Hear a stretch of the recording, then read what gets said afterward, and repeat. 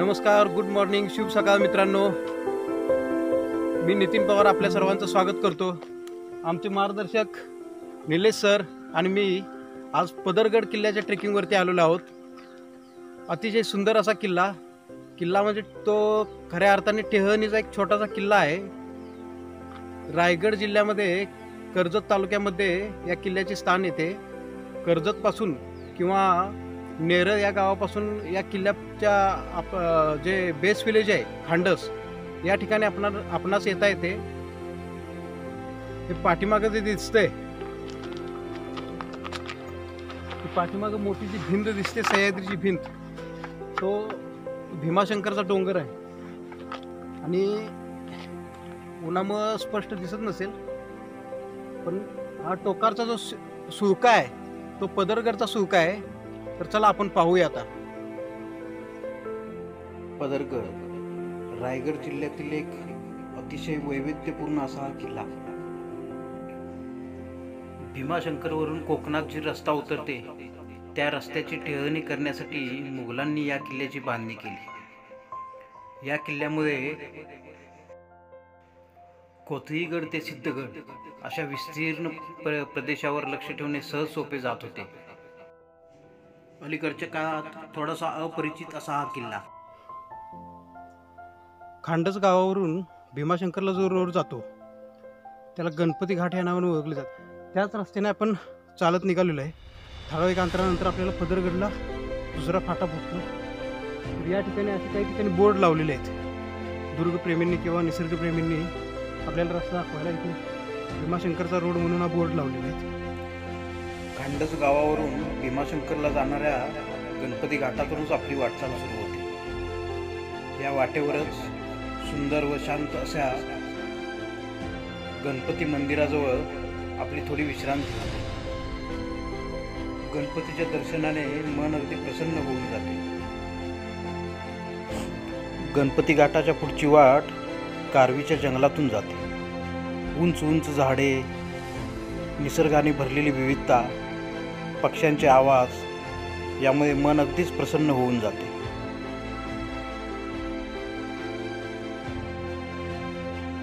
या किल्ल्याला फार मोठा इतिहास परिचित नसला तरी हा किल्ला औरंगजेबाच्या काळात बांधला गेला. हा टेहळणी किल्ला म्हणूनच वापरला जात होता. गणपती मंदिरापासून गणपती घाटातून पुढे आल्यावर आपल्याला थोडासा कमी चढणीचा सपाट भाग लागतो बराच. त्या भागावर आम्ही आहोत. तिथून अतिशय नयनरम्य अशी दऱ्यांची दृश्य दिसत आहेत. पूर्ण झाडीने व्यापलेला हा प्रदेश आहे. त्याला भीमाशंकरचे खोरे असे म्हणतात. खाली खांडस गाव आहे. खांडस गावातील घरं दिसत आहेत तिकडं.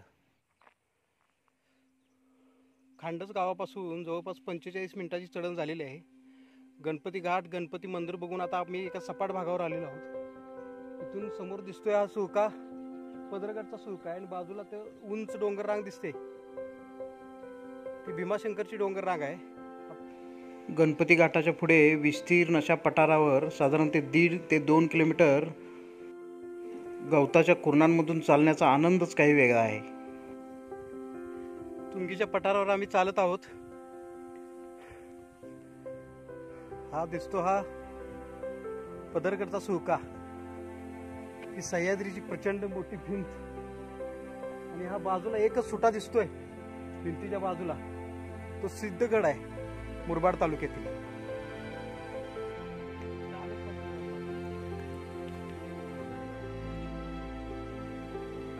मित्रांनो, जवळपास 1-1.5 तासाच्या चढणीनंतर प्लेन जागी चढून आल्यानंतर एक नयनरम्य असं दृश्य दिसून येतं आणि सगळा थकवा आपला निघून जातो. ही दरी आहे मोठी. दरी पूर्ण असा एकदम असा एका रेषेत काटल्यासारखा असा कडा आहे. इकडे मोठीच्या मोठी सह्याद्रीची भिंत आहे. खूप मोठा डोंगर आहे, आडवा दिसतोय. आणि ह्या बाजूला हा जो दिसतोय तो पदरगडचा किल्ला आहे. पदरगडचा किल्ला, भीमाशंकरचा डोंगर आणि ह्या बाजूची दरी, अशा ह्या मोक्याच्या ठिकाणी आता आम्ही उभा आहे. भीमाशंकर वॉल पॉईंट जो आहे तिथपर्यंत आल्यानंतर थोड्या अंतरावरून आपल्याला पदरगडला वेगळा रस्ता जाणार आहे आणि फिरून त्या डोंगराच्या कडेनं कडेनं रोड आपल्याला भीमाशंकरला जातो. आपल्याला पदरगडला जायचं आहे. तर त्या अगोदर इथे एक विहीर आहे. हा भीमाशंकरचा रोड असल्यामुळं यात्रेकरूंसाठी पूर्वी काढलेल्या असं याला ओल्ड विहीर किंवा जुनी विहीर असं संबोधले जाते. पाण्यानं अजून सुद्धा पूर्ण भरलेलं आहे. आता नोव्हेंबर संपत आलेलं आहे जवळपास. अजून पूर्ण काटोकाट पाणी आहे विहीर आणि प्यायचं पाणी आहे. पिऊ शकतो. आमचे मित्र आमचे मार्गदर्शक तेच पाणी पित आहेत. गणपती घाटापासून चालत आल्यानंतर हा सरळ रस्ता पुढं भीमाशंकरला गेलेला आहे आणि इथून उजव्या बाजूला आपण जी ओल्ड विहीर बघितली त्यापासून थोड्याच अंतरावर एक 20 मीटरवर इथं बाणाची खूण केलेली आहे. या ठिकाणापासून त्या ओल्ड विहिरीपासून लागूनच उजव्या बाजूला जो रस्ता गेलेला आहे त्या रस्त्याने आपल्याला जायचा आहे. हा रस्ता पदरगडला आपल्याला घेऊन जातो. पदरगडच्या डोंगराच्या पायथ्याशी असलेले घनदाट जंगल. अतिशय वैविध्यपूर्ण असलेल्या जंगलातून चालताना खूपच आनंद मिळतो. तशी जंगलाची विविधताही पाहायला मिळते. या जंगलातून पुढे चालत जात असताना वाट चुकण्याची शक्यता अधिक आहे. त्यामुळे या ठिकाणी लक्ष ठेवणे अतिशय महत्त्वाचे आहे. या जंगलामध्ये पुढे रस्ता दाखवणाऱ्या अनेक खाणाखुणा केलेल्या आढळतात. मात्र तरीही अनेक ठिकाणी झाडे पडलेली असतात, झुडपे वाढलेले असतात.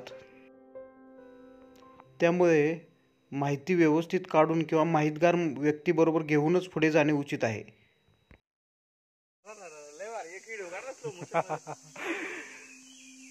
पदरगडच्या जंगलात आहोत आम्ही. अतिशय नैसर्गिक जंगल आहे मूळ स्वरूपात. तिथं आम्हाला मोठाच्या मोठा झुला मिळालेला आहे आणि आमचे मेंटॉर त्यावर बसण्याचा आनंद घेत आहेत.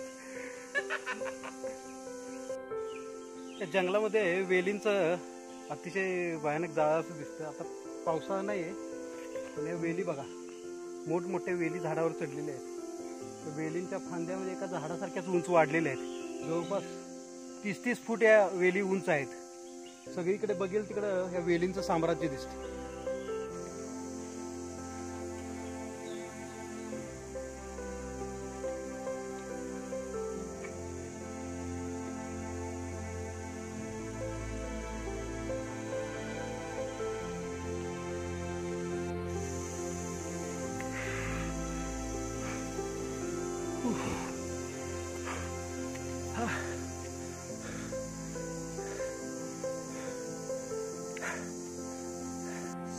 या दरीतील रातकिड्यांचे आवाज आहे का? आता दुपारची 12 वाजलेले आहेत परंतु रात्रकिडे जसे रात्री ओढतात तसा पूर्ण आवाज येत आहे.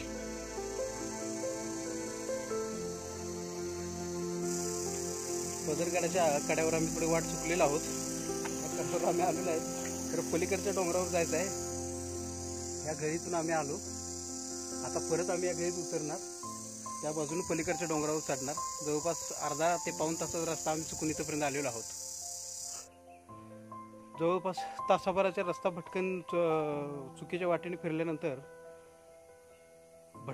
भटकल्यानंतर आम्हाला आता मूळ रस्ता सापडलेला आहे जंगलात. एक लाकडी बाण केलेला आहे. बाजूच्या मोठ्या दगडावर अशी दगडं ठेवलेली आहेत.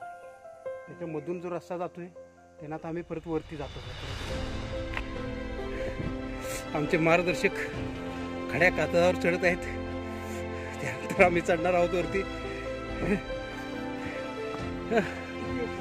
हा, वेल डन. बऱ्याच वेळेच्या चुकलेल्या वाटेनंतर आम्ही या चिमणी क्लाइम्बिंग पाशी पोहोचलेलो आहोत. हा तसा बऱ्यापैकी खडा भाग आहे आणि आता हे जे घर दिसते वरती, ह्या घरीतून पूर्ण वरती जायचं आहे. या किल्ल्याचं खास वैशिष्ट्य असलेल्या चिमणी क्लाइम्बिंग ह्या स्पॉटला आम्ही पोचलेलो आहोत. ही जी घर दिसते 2 डोंगराच्या मध्ये साधारणतः 1-1.5-2 फुटाचे आहे. त्या घरीतून या दगडांच्या खालीन, ह्या वरच्या दगडांच्या खालून आपल्याला मधून वरती जायचं आहे.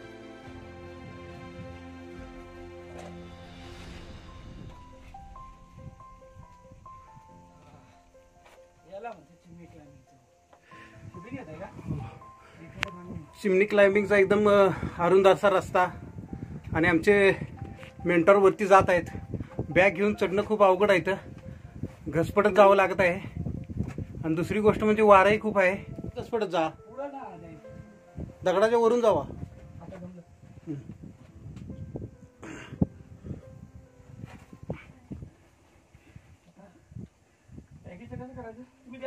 हा बॅग देतो, ठेवा तिथं.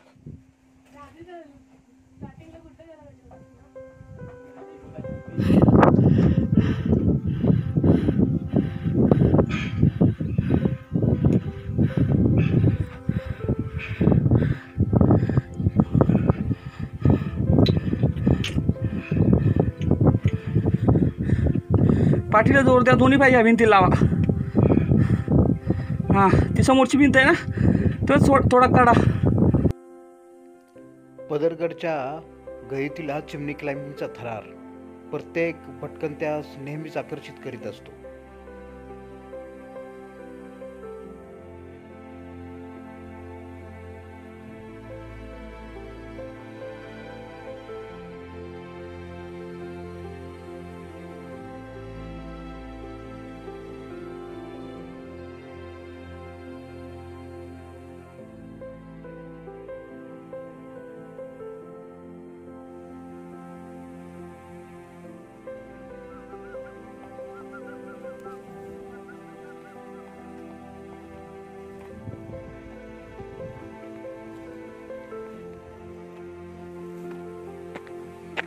देवा, जवळपास 90% भाग चढून आलेला आहे. आता ही घरी आणि वरच्या पायऱ्या, ह्या पायऱ्या तोडलेल्या आहेत. इंग्रजांनी बऱ्याच किल्ल्यावरच्या जे नासधूस केली त्यात ह्या पायऱ्या तुटलेल्या आहेत. वरती पायऱ्या दिसत आहेत आपल्याला, पण निम्म्यातून खाली पायऱ्या नाहीत. झाडाचा आधार घेऊन चढावं लागेल आपल्याला. चिमणी क्लाइम्बिंग व त्यापुढील अवघड असा कडं चढून पुढे आल्यावर ट्रेकिंगचा अत्यानंद देणारा असा हा चढणीचा भाग आहे.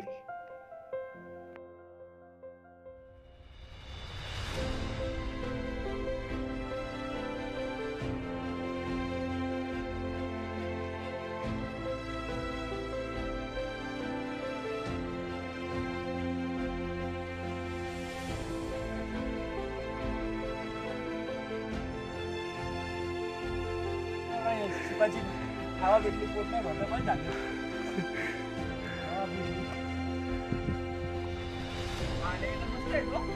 होय का?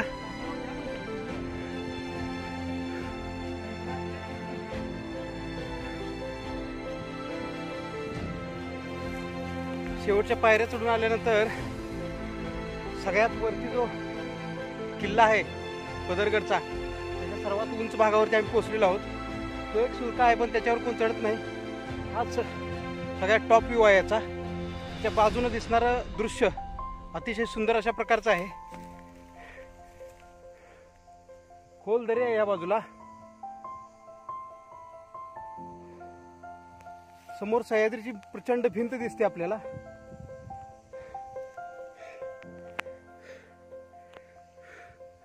बाजूला एक सुरका आहे, परत सह्याद्रीची भिंत आहे. तिकडे उंच कोथळीगड दिसतोय, तो उलट्या टोपीसारखा जो दिसतोय तो कोथळीगड आहे. त्याच्या बाजूला सह्याद्रीच्या खूप रांगा दिसत आहेत.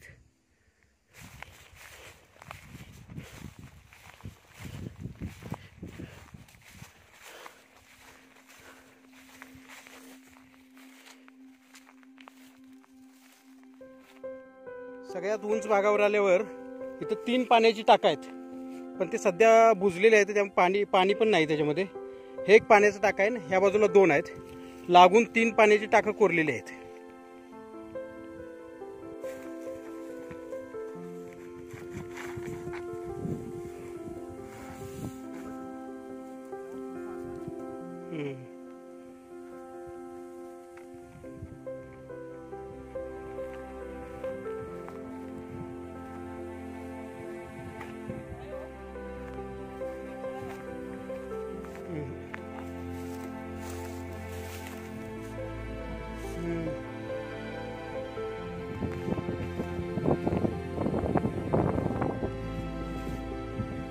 सर्वात शेवटच्या किल्ल्यावर आल्यावर ही जी मोकळी जागा आहे, किल्ल्याचा टॉप काही जास्त मोठा नाही.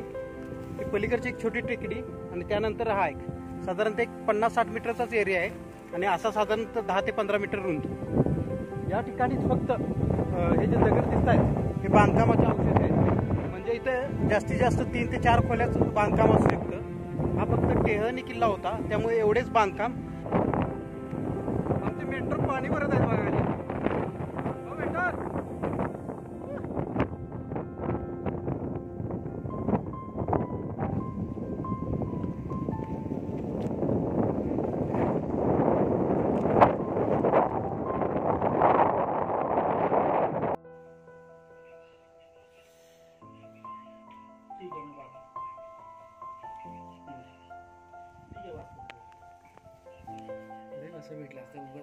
तर मित्रांनो, आता पदरगडला निरोप द्यायची वेळ आलेली आहे. अतिशय सुंदर असा किल्ला आहे, पण चढण्यासाठी हा अवघड किल्ला आहे. प्रोफेशनल ट्रेकर्स किंवा माहितीचा व्यक्ती असला तरच या किल्ल्यावर यावं. आणि पावसाळ्यात या किल्ल्याची सफर सदा टाळावी. आम्ही चढलो, पण आमची 2 वेळा वाट चुकली, त्यामुळे बराच वेळ आम्ही चढलो. सकाळी आम्ही 8 पासून चालतोय, आता जवळपास 3 वाजले. इतका वेळ आम्ही चालतोय, त्यावेळी आम्हाला या टॉपवरती येता आले. तर आता आम्ही निरोप घेतोय गाड्याचा. आमचा व्हिडिओ कसा वाटला ते आम्हाला जरूर सांगा. आपल्या कमेंट्स करा. आपल्या कमेंट्स आमच्यासाठी खूप महत्त्वाच्या आहेत. धन्यवाद.